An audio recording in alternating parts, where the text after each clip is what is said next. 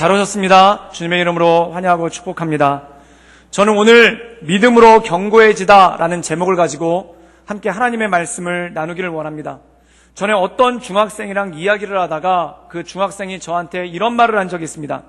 어른이 되면 참 좋을 것 같다. 그리고 어른들은 참 좋은 것 같다 라는 그런 이야기를 했습니다. 그래서 왜 그러냐고 물어봤더니 어른이 되면 또는 어른들은 자기들이 하고 싶은 대로 마음대로 할 수 있는 것 같아서 어른이 되면 참 좋은 것 같다라는 그러한 이야기를 하는 것을 들었습니다. 근데 제가 그 얘기를 듣고 웃었죠. 아마 많은 분들 계시지만 정말 하고 싶은 대로 다 하시면서 사십니까? 마음대로 다 하시면서 사십니까? 어른이 돼도 마음대로 하면서 못 사는 거는 다 마찬가지죠. 그런데 그 청소년의 꿈을 짓밟을 수가 없어서 그래 어서 커서 어른 되거라 라는 그런 말을 해줬습니다. 그래서 그 중학생한테 또 이렇게 물어봤죠. 그러면 너는 정말 하고 싶은 게 뭐냐? 라고 물어봤더니 그 친구가 뭐라고 하냐면은 매일같이 컴퓨터 게임을 하고 싶어요 라는 얘기를 하는 겁니다. 그럼 너는 정말 하기 싫은 게 뭐냐? 라고 얘기했더니 공부를 하는 게 너무 하기 싫어요. 그래서 그 얘기를 듣는 순간 그 청소년의 어머니가 굉장히 걱정이 됐습니다. 근데 이 청소년이 이런 얘기를 하는 거예요. 그게 뭐냐면 집에서 컴퓨터 게임을 1시간 하려면 공부를 10시간을 해야지만 컴퓨터 게임을 1시간을 할 수 있어요 라는 그런 얘기를 했습니다. 근데 제가 그때 듣고 한 가지 깨달은 게 있었는데 그게 뭐냐면 내가 하고 싶은 거 1시간 하려면 10시간 내가 하기 싫은 것을 해야만 하는구나 라는 그러한 마음을 느꼈습니다. 이게 청소년뿐만 아니라 우리에게도 모두에게 마찬가지일 때가 있죠. 뭔가 내가 하고 싶은 거, 또한 내가 좋은 거, 또한 내가 행복한 것만 하면서 살면은 얼마나 좋겠습니까? 그런데 대부분의 사람들이 내가 좋아하는 거, 또한 내가 하고 싶은 것만 하는 게 아니라 그것들을 하기 위해서는 내가 하기 싫어하는 것, 또한 내가 하기 꺼려지는 것, 또한 무슨 의미인지 잘 모르겠는 것을 10시간 정도, 10배 정도는 해줘야지만 내가 할 수 있는 것을 한번 하는 그러한 경우가 굉장히 많더라는 것입니다. 그럼 사랑하는 여러분, 사람이 자기가 하고 싶은 것만 하고 살 수 있는가? 또한 성령 충만하거나 우리가 기도를 열심히 하면은 정말 내가 하고 싶은 것만 하면서 살 수 있는가? 우리가 성경을 보다 보면은 딱히 그게 아닌 것도 알 수가 있습니다. 우리가 성경에 보면은 요셉이라는 사람이 있죠. 얼마나 성령 충만하고 하나님과 동행하는 사람입니까? 근데 이 사람이 30세의 총리 대신이 되기 전에 13년 가까이를 노예로서 모두가 하기 싫어하고 또한 모두가 의미 없다라고 하는 노예로서의 삶을 13년을 살았고 이 다윗이라는 사람도 왕이 되기 전에 10수년 동안 광야에서 도망자로 쫓겨다니는 그러한 삶을 살지 않았습니까? 또한 이스라엘 백성들도 젖과 꿀이 흐르는 땅을 받겠다는 하나님의 약속을 받았음에도 불구하고 가나안 땅에 들어가기 전에 40년 동안 광야에서 뺑뺑 돌면서 어떻게 보면 의미 없고 또한 어떻게 보면 지겹고 또한 어떻게 보면 자기들이 하기 싫은 것을 하게 되는 그러한 일들이 있는 것을 볼 수가 있더라는 것입니다. 우리가 가끔 교회에서 어떤 분들이 그런 말씀을 할 때가 있습니다. 열심히 그동안 교회학교 교사로서 섬기셨는데 어느 순간 교사를 안 하겠다는 거예요. 그래서 왜 그러십니까? 라고 여쭤보면은 의미가 없다는 겁니다. 내가 지금 뭘 하고 있는지도 모르겠고 해도 별로 기쁘지도 않고 또한 주일학교 교사로 섬기고 있는데 내가 왜 해야 되는지 의미를 잘 모르겠습니다 라고 말씀하시면서 그만두겠다는 분들이 계십니다. 또한 교회에서 봉사할 때도 마찬가지죠. 내가 지금 기쁨으로 봉사해야 되는데 억지로 하는 것 같고 또한 내가 이런 봉사를 왜 해야 되는지 알지 못하겠습니다 라는 그러한 말씀을 하시는 분들이 있습니다. 근데 사랑하는 여러분, 세상 사는 것과 똑같습니다. 어떻게 내가 하고 싶은 것만 하고 또한 내가 행복한 것만 하고 내가 의미 있는 일만 할 수가 있겠습니까? 하물며 교회에서 봉사할 때도 이게 의미가 뭐지? 왜 이걸 해야 되지? 또는 이것이 너무 하기 싫은데 또한 이게 너무 번거로운데 괜히 시간 낭비하는 것 같은데 그러한 삶을 가지고 교회에서 봉사할 때도 있다라는 것입니다. 그리고 많은 사람들이 간구하죠. 내가 꽃길만 걸을 수는 없을까? 나한테 좋은 것만 할 수는 없을까? 내가 하고 싶은 것만 할 수는 없을까? 그런 생각을 할 때가 있다라는 것입니다. 그러나 사랑하는 여러분, 중요한 것은 이것입니다. 내 좋을 때 내가 하고 싶은 것만 하는 것에도 의미가 있지만 내가 하기 싫어하는 것 또한 이것을 왜 하는지 모르겠는 것을 할 때도 그 안에 역사하시는 하나님의 은혜와 은총이 있다라는 것이죠. 때로 삶의 자리를 걸어가면서 또한 오늘 하루하루를 살면서 내가 요즘에 도대체 왜 사는지를 모르겠다. 또한 내 삶의 의미가 뭔지를 모르겠다. 또한 요즘에 사는 것이 너무 고달프고 힘들다라는 그러한 어려운 가운데 계신 분들이 있다면 오늘 이 말씀을 통해 하나님의 말씀 가운데 약속 가운데 승리하며 나갈 수 있기를 주님의 이름으로 축원합니다. 때로 우리가 걷기 싫은 길을 걸어도, 또한 때로 우리가 의미 없는 길을 걸어도 그 안에는 하나님의 말씀이 있고 하나님의 계획하심이 있다라는 것이죠. 바로 오늘 로마서의 말씀이 그것을 말씀하시는 하나님의 은혜가 그 안에 있다라는 것입니다. 우리 함께 로마서 4장 18절과 20절까지의 말씀을 함께 읽도록 하겠습니다. 우리 다 같이 읽겠습니다. 아브라함이 바랄 수 없는 중에 바라고 믿었으니 이는 내 후손이 이 같으리라 하신 말씀대로 많은 민족의 조상이 되게 하려 하심이라. 그가 100세나 되어 자기 몸이 죽은 것 같고 사라의 태가 죽은 것 같음을 알고도 믿음이 약하여지지 아니하고 믿음이 없어 하나님의 약속을 의심하지 않고 믿음으로 견고하여져서 하나님께 영광을 돌리며. 오늘 말씀 가운데 보면은 아브라함의 믿음에 대해서 이렇게 말씀하고 있습니다. 18절 전반부에 보면 이렇게 말씀하고 있죠. 아브라함이 바랄 수 없는 중에 바랬다라고 말씀하고 있습니다. 그럼 그가 무엇을 바랬는가? 바로 많은 민족의 조상이 될 것이다 라고 말씀하신 하나님의 말씀을 붙잡고 바랄 수 없는 중에 바랬다는 것이죠. 그렇다면 왜 그가 많은 민족의 조상이 되는 것이 바랄 수 없는 일이었겠습니까? 그 이유는 뭐냐면 성경 말씀에 이렇게 나와 있습니다. 그의 몸이 100세가 되어서 죽은 것 같이 되었고, 또한 아내 사라 역시 태의 문이 닫혔기 때문에 아기를 낳을 수가 없다라는 것입니다. 사랑하는 여러분, 이 아브라함이 하나님의 말씀을 받았습니다. 너는 많은 민족의 조상이 될 거라는 말씀을 받았죠. 그런데 그 말씀을 받았음에도 불구하고 그의 현실은 어떤가? 아기를 도저히 낳을 수가 없다라는 것입니다. 왜냐하면 이미 그의 나이가 100세가 되었고, 또한 그의 아내 사라도 태의 문이 닫혀서 아기를 낳을 수 있는 가능성이 전혀 없는 그러한 상황이었죠. 그렇다면 믿음이란 무엇인가? 내 상황과 현실과 조건을 바라보는 것이 아니라 하나님의 말씀을 바라보았다는 것입니다. 그래서 오늘 말씀 가운데 보면 20절에 이렇게 말씀하고 있습니다. 하나님의 약속을 바라보았다. 즉 그가 바랄 수 없는 중에 바랬다는 것은 뭐냐면 그의 조건으로 보면, 그의 현실로 보면, 그의 상황으로 보면은 도저히 이루어질 수 없는 일이지만 그가 하나님의 말씀을 붙잡고 하나님의 약속을 붙들고 그가 승리하며 나갔다는 것입니다. 사랑하는 여러분, 우리의 조건과 환경이 아닌 하나님의 말씀을 붙잡고 승리하며 나가는 우리 모든 성도님들 되기를 주님의 이름으로 축원합니다. 그런데 여기서 한 가지 더 중요한 것이 있다는 거예요. 그게 뭐냐면은 하나님께서 아브라함에게 약속을 하셨는데 75세에 부르셔서 아들을 주겠다고 약속을 하셨는데 바로 주신 게 아니라는 것입니다. 그럼 얼마만간의 세월이 지났는가? 10년이 지났습니다. 10년이 지났는데도 이 아들에 대한 소식이 없으니까 아브라함이 마음이 급해져서 하갈이라는 여인을 구해서 이스마엘이라는 자식을 낳았죠. 그런데 하나님이 그게 아니라는 거예요. 그래서 15년을 더 기다렸습니다. 즉 그가 하나님의 말씀을 받고 하나님의 약속을 받고 25년이라는 긴 세월을 기다리는 기다림의 세월이 있었다는 것이죠. 사랑하는 여러분, 우리는 흔히 그렇게 생각합니다. 뭔가 성취되었을 때, 뭔가 약속이 이루어졌을 때, 뭔가 뜻이 이루어졌을 때, 그리고 우리의 삶을 통해 뭔가 이루었을 때는 삶의 의미가 있고 기쁘다라고 얘기를 합니다. 그런데 이 기다리는 시간, 25년 동안에 아무 역사도 하지 않으시고 또한 아무 말씀도 하지 않으시고 하나님께서 기다리게 하시는 이 시간이 무슨 의미가 있는가라는 그러한 절망 가운데 빠질 때가 있다라는 것이죠. 그렇다면 사랑하는 여러분, 하나님께서 이 25년간의 기다림의 시간, 분명히 약속을 주셨음에도 불구하고 이 25년간의 기다림의 시간을 주신 이유가 도대체 무엇이겠습니까? 제가 이 말씀을 묵상하다 한 가지 떠오르는 것이 있었는데, 어떤 목사님이 설교 중에 이런 간증을 하신 적이 있어요.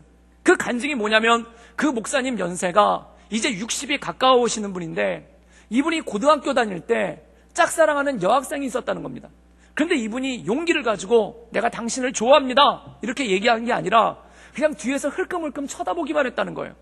그래서 같은 교회를 다녔는데 교회 오면은 이 자매가, 이 여학생이 어디 앉았나 둘러보기 바쁘고, 그리고 그 자매가 보이면은 안심하고 예배를 드리는데 안 보이면 불안하고 초조하고, 그러다 문소리가 들리면서 그 자매가 나타나면 갑자기 행복해지고, 그리고 이분이 고등학교 다닐 때 인생의 최고의 행복이 무엇이었냐면은 같은 동네에 살았는데 아침에 학교 가다가 버스 정류장에서 마주칠까 해서 그리고 혹시라도 마주치면은 온 세상이 오렌지빛으로 바뀌면서 굉장히 행복하고 좋았다는 겁니다.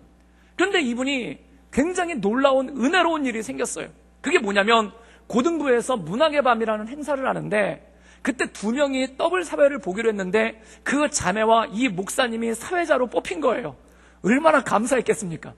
그래서 교회에서 이 자매를 흘끔흘끔 쳐다만 봤는데 이 짝사랑하는 자매랑 일주일에 한 번씩 만나서 1시간씩 어떻게 사회를 본 걸지 그걸 의논하고 대화를 하는 거예요. 그래서 그분의 표현에 의하면은 꿈속을 거니는 것 같았다. 하늘을 나는 것 같았다. 얼마나 행복했겠습니까? 그런데 이 문학의 밤이 가까워져가지고 이제 둘이 옷을 맞춰 입자고 그래서 백화점에 옷을 사러 갔는데 이 백화점에 티셔츠를 사러 가다가 이 자매가 갑자기 백화점 문 앞에 커다란 사람보다 더 큰 곰인형이 있는데 그걸 보면서 딱 한마디를 무심코 했다는 거예요. 그게 뭐냐면 야 저거 되게 이쁘다. 이렇게 딱 무심코 한마디를 하고 간 거예요. 그런데 이분은 사랑하니까 짝사랑을 하니까 그 무심코가 아니죠. 그래서 슬쩍 가서 가격이 얼마인지를 봤대요. 그때 가격이 얼마였냐면 3만 원이었다는 겁니다. 근데 지금이야 3만 원이 아무것도 아니지만 그 당시에 이분이 학교 다닐 때 그 시내버스 어른 요금이 90원이었다고 그래요. 그러면 지금 이 버스 요금이 1,200원이니까 그 환율로 계산해 보면은 지금 돈으로 환산해 보면은 거의 40만 원에 가까운 엄청난 돈 아닙니까? 그런데 고등학생한테 그 막대한 돈이 어디 있습니까? 그런데 이분이 뭘 하기 시작했냐면 돈을 모아야 되겠다. 그래가지고 이분이 돈을 어떻게 모았냐면은 부모님한테 달라고 할 형편이 아니니까 학교를 걸어 다녔답니다. 그래서 7정거장에서 8정거장까지 걸어서 그 버스를 타고 가야 되는 학교를 매일같이 등하교를 걸어서 한 거예요. 왜 그랬는가? 버스비를 모으기 위해서. 그래서 이분이 밤이 오나 낮이 오나 그리고 비가 오나 바람이 부나 눈이 오나 계속 학교를 걸어 다니면서 모은 거예요. 근데 그것만으로 부족해가지고 이때 야간 자율학습을 했는데 보통 고등학생들이 도시락을 2개씩 싸가지고 다니지 않았습니까? 근데 어머니한테 도시락이 무거워서 2개씩 못 들고 다니겠다니까 저녁은 돈으로 달라. 그래가지고 어머니가 얼마나 기특했겠습니까? 책을 하나라도 더 가지고 다니려고 도시락을 안 싸가지고 다닌다는데. 그래서 엄마가 돈을 주셨는데 그 돈을 가지고 돈을 모으면서 저녁은 친구들한테 국어를 하며 다녔다는 겁니다. 그래서 숟가락 하나만 가지고 다니면서 한 입만 이러면서 온갖 구박과 천대와 멸시를 받아가면서 한 학기 동안 그렇게 돈을 모은 거예요. 그래서 한 학기 동안 비가 오나 눈이 오나 바람이 부나 날씨가 더우나 추우나 걸어다니고 그리고 이 저녁마다 친구들한테 온갖 구박을 받아가면서 밥을 얻어먹으면서 돈을 모으고 모아서 결국 그 곰인형을 사가지고 그 여자분한테 선물을 했다는 거예요. 사랑하는 여러분, 근데 그분이 이 얘기를 하시는 거예요. 그 돈을 모으는 기간 동안 걸어도 힘들지 아니하였고 국어를 하여도 자존심이 상하지 아니하였고 기쁨으로 모았다는 겁니다. 왜 그랬을까요? 사랑하기 때문에 그랬다는 거예요. 근데 그 사랑의 결실을 이루어서 지금 같이 사시는 사모님이 그 여자분이라는 거예요. 하나님의 은혜죠. 만약에 안 됐으면 얼마나 억울했겠습니까? 근데 그분이 뭐라고 얘기를 하냐면 그 몇 개월 동안 걸어 다니는데 그 몇 개월 동안 돈을 모으는데 국어를 하면서 다니는데 그게 힘들지가 않고 어렵지가 않고 자존심도 상하지 않더라는 겁니다. 사랑하는 여러분, 왜 그럴까요? 왜 그 기다림의 시간이 그 어려운 시간이 매일같이 걸어다니고 매일같이 밥 얻어먹는 게 어찌 쉬운 일이겠습니까? 그런데 그게 전혀 어렵게 느껴지지 않는 이유가 뭐냐면 그 마음 가운데 사랑이 있으니까, 그리고 그 마음 가운데 사랑으로 불타오르는 마음이 있으니까 그 여정과 길이 어렵지가 않더라는 것입니다. 사랑하는 여러분, 성경에 나와 있는 많은 사람들이 좋은 길만 걸은 것이 아닙니다. 때로 고난의 길을 걸었고 어려움의 길을 걸었고 눈물의 길을 걸었습니다. 그런데 그들에게 특징이 있다는 거예요. 그게 뭐냐면 그들이 그 눈물의 길을 걸을 때, 그 고난의 길을 걸을 때 원망하고 불평하고 좌절한 것이 아니라 하나님을 찬양하며 나갔다는 것입니다. 그 하나님을 찬양하며 나갈 수 있었던 이유가 무엇일까요? 그 시간을 통해서, 그 과정을 통해서 나를 사랑하시고 나를 붙잡아 주시는 그 하나님을 만나고 경험하는 시간 아니었겠습니까? 사랑하는 여러분, 25년 동안 아브라함이 기다리면서 생각하는 겁니다. 내가 능력이 없는데 왜 나한테 아들을 주신다고 할까? 내가 아들을 낳을 힘이 없는데 왜 나한테 아들을 주신다고 할까? 처음에는 뭔가 목적을 이루기 위해, 뭔가를 성취하기 위해, 또한 뭔가를 완성하기 위해 하나님께서 나를 부르셨나? 그 생각을 하는 거예요. 그런데 뭔가를 이루려면, 뭔가를 완성하려면, 뭔가를 이뤄내려면 그걸 할 수 있는 능력 있는 사람을 불러야지. 애를 낳을 수 있는 사람을 부르고 큰 민족을 삼겠다라고 하셔야지. 왜 애도 못 낳는 나를 부르셨을까? 왜 자식을 낳을 능력이 없는 왜 나를 부르셨을까? 그걸 곰곰이 25년 동안 생각하다 한 가지를 깨달은 거예요. 그게 무엇인가? 나를 사랑하시는구나. 내가 능력이 있어서 나를 부르신 것이 아니라, 내가 힘이 있어서 나를 부르신 게 아니라, 내가 잘할 것 같으니까 부른 게 아니라 나를 사랑하셔서 부르시는 거구나. 사랑하는 여러분, 이것이 하나님의 은혜인 줄 믿습니다. 우리가 고난의 길을 걸을 때, 우리가 힘듦의 길을 걸을 때 그 길을 걸으면서 한 가지 깨닫는 것이 있습니다. 이렇게 무능한 나를 통해서, 이렇게 아무것도 할 수 없는 나를 통해서, 아무런 능력이 없는 나를 왜 부르시고 왜 나에게 약속을 주셨을까? 그 이유는 단 하나인 줄 믿습니다. 바로 무엇인가? 하나님께서 나를 사랑하신다는 거예요. 나를 사랑하셔서 나를 택하셨고 나를 붙잡아 주셨다는 것입니다. 아브라함의 믿음은 뭘까요? 능력 없는 나를 불러서 뭔가를 이루게 하시는 것, 그것뿐만 아니라 하나님께서 나를 택하신 이유가, 하나님께서 나를 부르신 이유가, 하나님께서 나에게 이 사명을 주신 이유가 궁극적으로 나를 사랑하시기 때문이구나. 사랑하는 여러분, 이 사랑 가운데 우리의 삶을 살아갈 수 있기를 주님의 이름으로 축원합니다. 이것을 발견하면 광야의 길을 걸어도 찬양할 수가 있는 거예요. 이스라엘 백성들을 보십시오. 그들이 40년 동안 광야에서 떠돌았습니다. 그럼 그 광야에서 떠돌았던 사람들 가운데 하나님의 말씀을 붙잡은 사람들은 왜 광야에서 떠도는지를 알았던 거예요. 이것이 시간 낭비가 아니로구나. 이것이 우리를 하나님께서 힘들게 하심이 아니로구나. 이것이 내가 하고 싶은 일, 하기 싫은 일을 억지로 하는 것이 아니로구나. 바로 하나님께서 우리를 하나님의 백성으로 만들어 가시는구나. 그렇다면 왜 부족한 우리를 불러서 이 광야에서 뺑뺑이를 돌리시면서 우리를 만들어 가시는가? 왜 능력 있는 사람들을 부르시지 않고 왜 무능한 우리를 불러서 우리를 이렇게 훈련시키는가? 거기서 한 가지 발견하는 거예요. 하나님이 나를 사랑하는구나. 사랑하는 여러분, 이 사랑 가운데 거할 수 있기를 주님의 이름으로 축원합니다. 이 사랑을 모르는 사람은 기다리는 게 너무 힘든 거예요. 이 사랑을 모르는 사람들은 이 광야를 뺑뺑뺑 도는 게 40년 동안 도는 게 왜 도나 싶은 거예요. 시간 낭비하는 것 같은 거예요. 무의미한 시절을 걷는 것 같은 거예요. 고달픈 시절을 걷는 것 같은 거예요. 사랑하는 여러분, 여러분의 인생 가운데 무의미함과 고달픈 가운데 나를 붙들으시고 나를 만지시고 나를 인도하시는 그 하나님의 사랑 가운데 거할 수 있기를 주님의 이름으로 축원합니다. 그럼 어떻게 되는가? 주 예수와 동행하니 그 걷는 모든 길이 하늘나가 되는 거예요. 찬양하게 되는 거예요. 주님을 높이게 되는 거예요. 사랑하는 여러분, 여러분 삶 가운데 하나님을 높이며 찬양하는 그러한 삶이 되기를 주님의 이름으로 축원합니다. 뭐를 완성해서가 아니라, 뭐를 해내서가 아니라 하나님 나를 사랑하시는구나. 하나님 나를 붙잡아 주시는구나. 하나님 나를 인도해 주시는구나. 이 사랑 가운데 온전함으로 구하는 우리 모든 성도님들 되기를 주님의 이름으로 축원합니다. 근데 중요한 것이 있습니다. 이것이 아브라함에게만 국한된 것인가? 또는 믿음의 사람들에게, 그 구약 성경에 나오는 그런 몇몇 사람들에게만 국한된 것인가? 그것이 아니라는 겁니다. 우리 모두에게 해당된다는 거예요. 우리 함께 로마서 4장 23절과 24절의 말씀을 읽도록 하겠습니다. 우리 다 같이 읽겠습니다. 그에게 의로 여기셨다 기록된 것은 아브라함만 위한 것이 아니요 의로 여기심을 받은 우리도 위함이니 곧 예수 우리 주를 죽은 자 가운데서 살리신 이를 믿는 자니라. 오늘 말씀 가운데 보면은 아브라함의 믿음에 대해서 말씀하시고 십자가에 대해서 말씀하고 있는 거예요. 아브라함이 하나님의 약속을 믿었던 것처럼 우리가 십자가의 은혜를 믿는 사람에게, 십자가의 능력을 믿는 사람에게 복이 있고 그 복으로 말미암아 구원을 받고 견고해진다는 것입니다. 사랑하는 여러분, 아브라함이 결국 믿었던 것은 무엇인가? 나를 통해 뭔가를 성취하신다. 그것도 굉장히 큰 것이지만 궁극적인 걸 알았다는 거예요. 하나님이 나를 사랑하시는구나. 그 확신 가운데 거했다는 겁니다. 그렇다면 동일하게 우리가 이 십자가를 통해서, 그리스도의 십자가를 통해서 무엇을 알 수 있습니까? 성경은 이렇게 말씀하고 있습니다. 요한복음 3장 16절에 하나님이 세상을 이처럼 사랑하사. 왜 그리스도를 보내주셨는가? 왜 예수님을 보내주셨는가? 뭔가를 이루기 위한 목적이 아니라 그 마음 가운데 그 구원의 역사를 이루기 위한 그 목적 뒤에 하나 더 있는데, 그게 뭐냐면 세상을 이처럼 사랑하사. 사랑하신다는 거예요. 그럼 믿음이란 무엇인가? 이 사랑을 알고 깨닫고 그 하나님의 사랑을 믿음 가운데 나간다는 겁니다.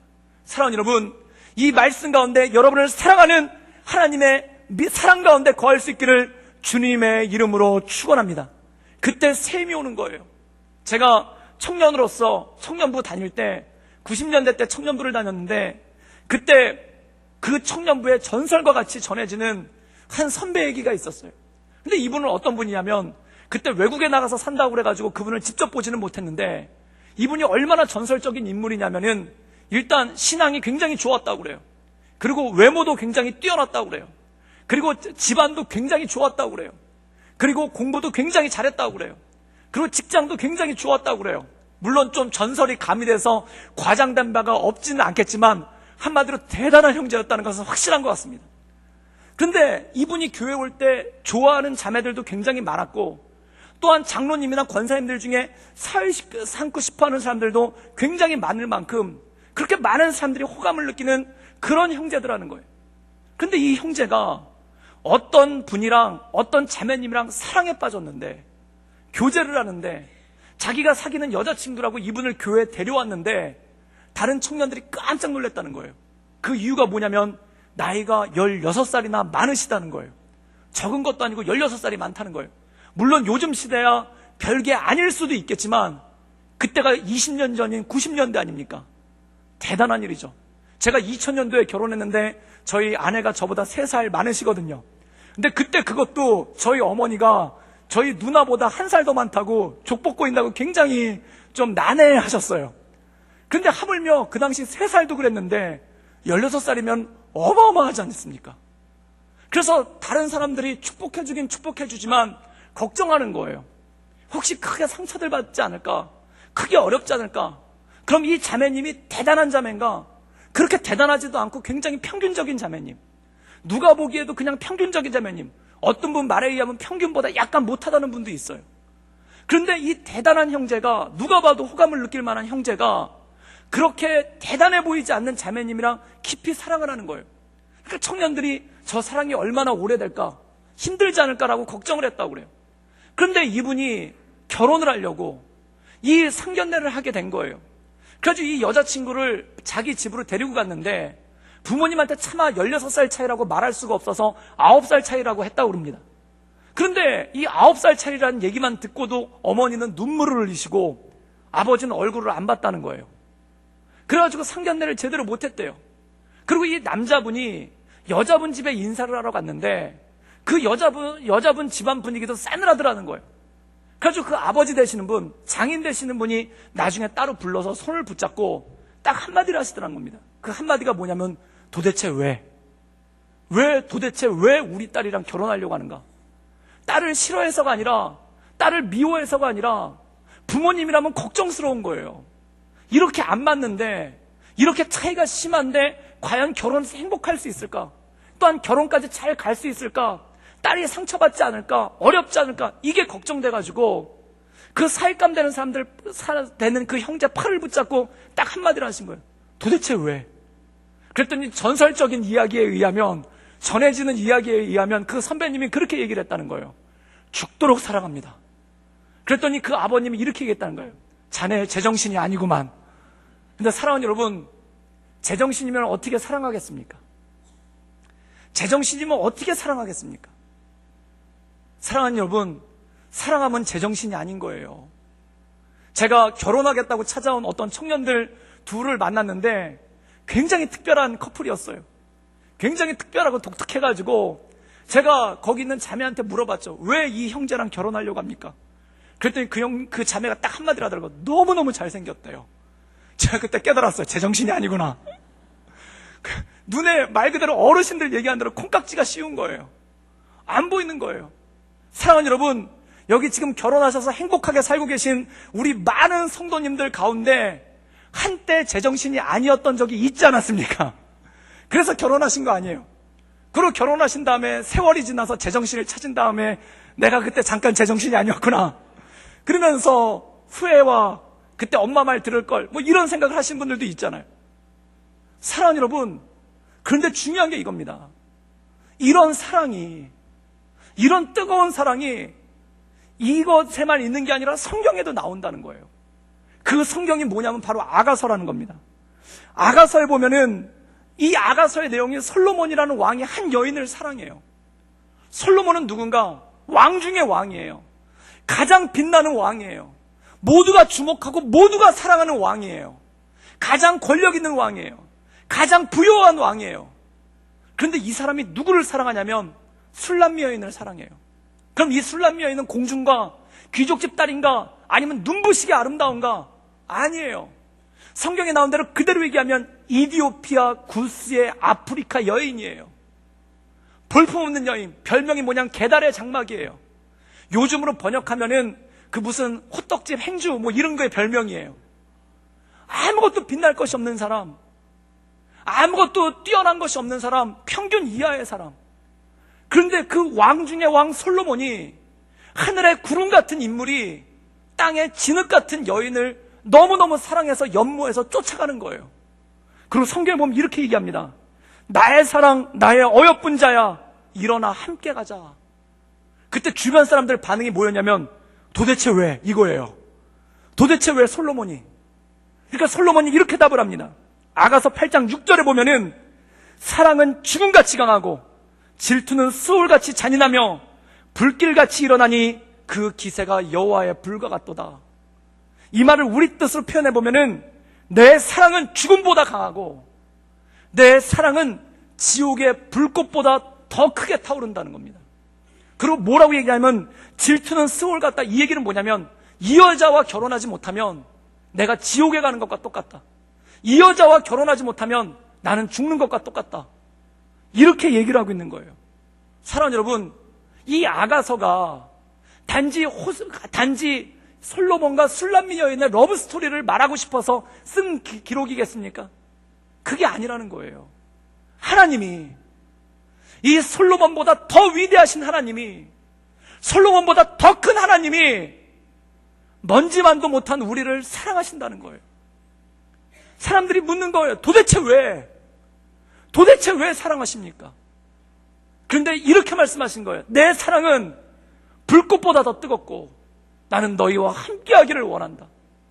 그래서 예수님을 임마누엘, 하나님 우리와 함께 계신다, 함께하기 원해서 천국의 보좌를 내려놓고 오신 그분, 그것이 바로 예수님 아닙니까? 그럼 우리는 묻는 거예요. 도대체 왜? 사랑하는 여러분, 이걸로만 끝나는 게 아닙니다. 호세아서는 한 걸음 더 나가요. 호세아라는 거룩한 선지자가 있는데 이 선지자가 누구를 사랑하는가? 직업적 율랑 여성을 사랑하는 거예요. 직업적 율랑 여성을 사랑하는 거예요.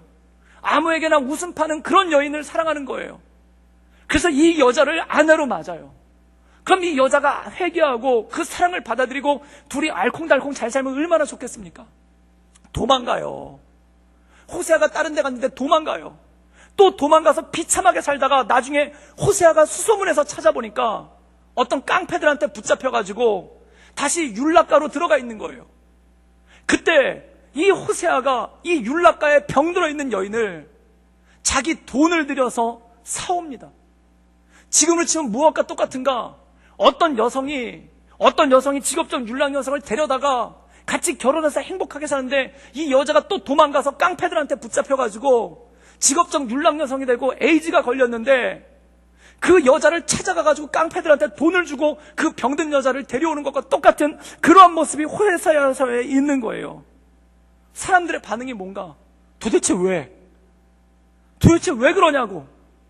그때 호세아서에 나와 있는 말씀이 이것입니다. 호세아 11장 8절에 내가 어찌 너를 버리겠느냐? 내가 어찌 너를 버리겠느냐? 네가 병들었다 한들, 네가 붙잡혔다 한들 내가 어찌 너를 버리겠느냐?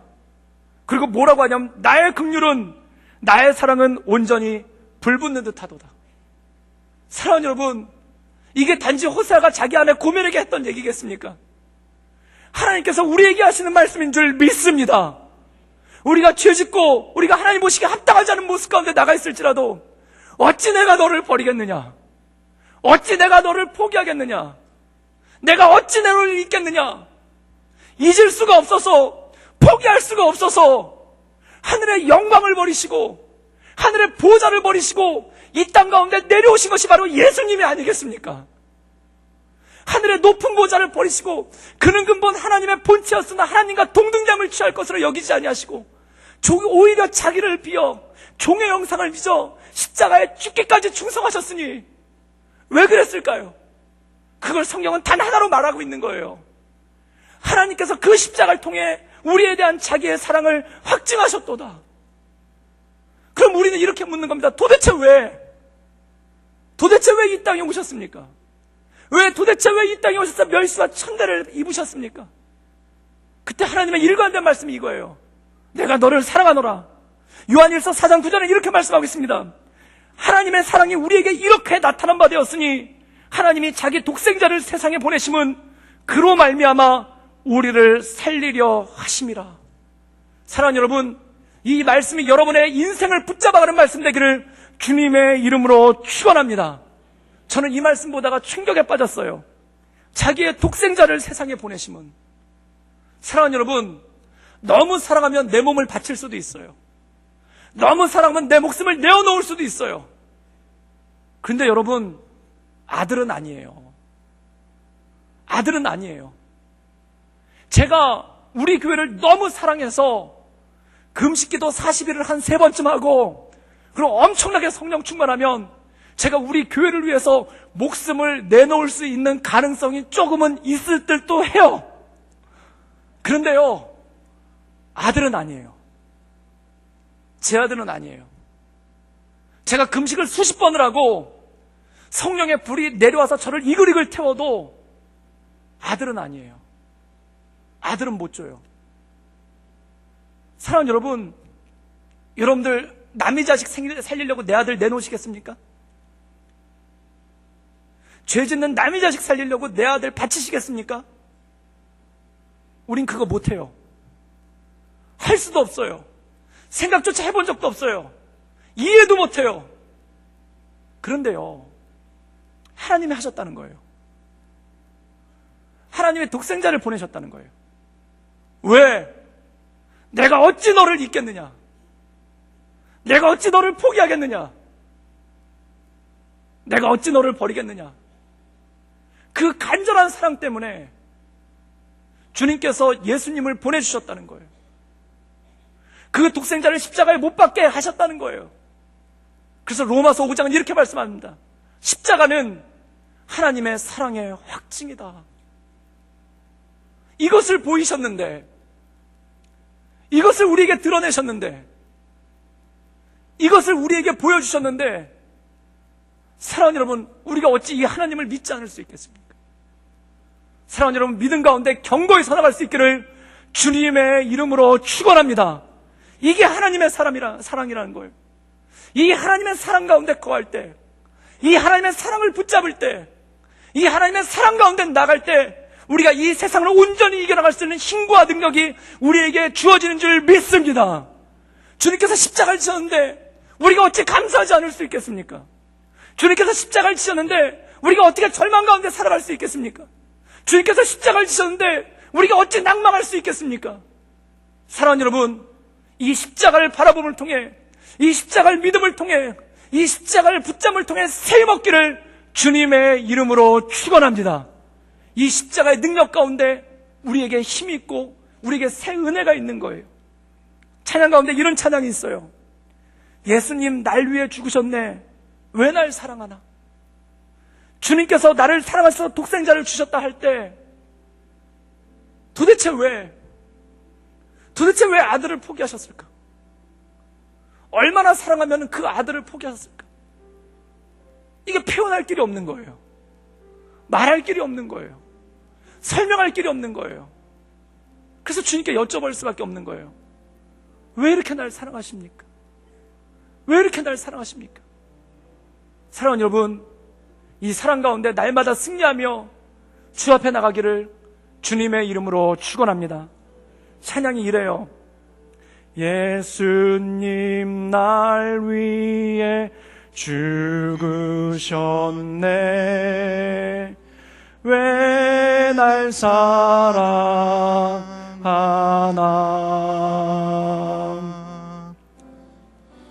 겸손히 십자가 지시었네.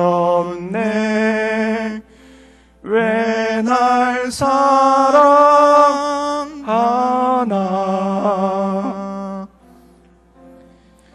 왜 날 사랑하나,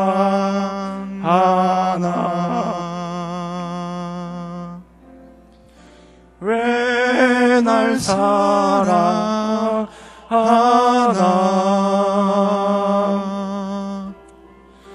왜 주님 갈보리 가야 했나, 왜 날 사랑하나. 우리 함께 찬양하며 나가시겠습니다. 예수님 날 위해, 예수님 날 위해 죽으셨네. 왜 날 사랑하나.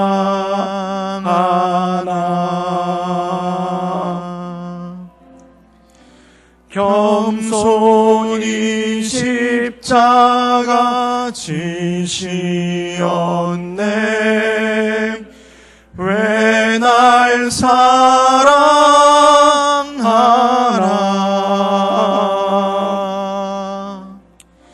왜 날 사랑하나,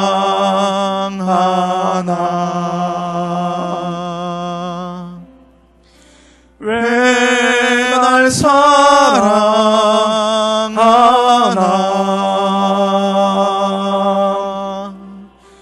왜 주님 갈보리 가야 했나, 왜 날 사랑하나.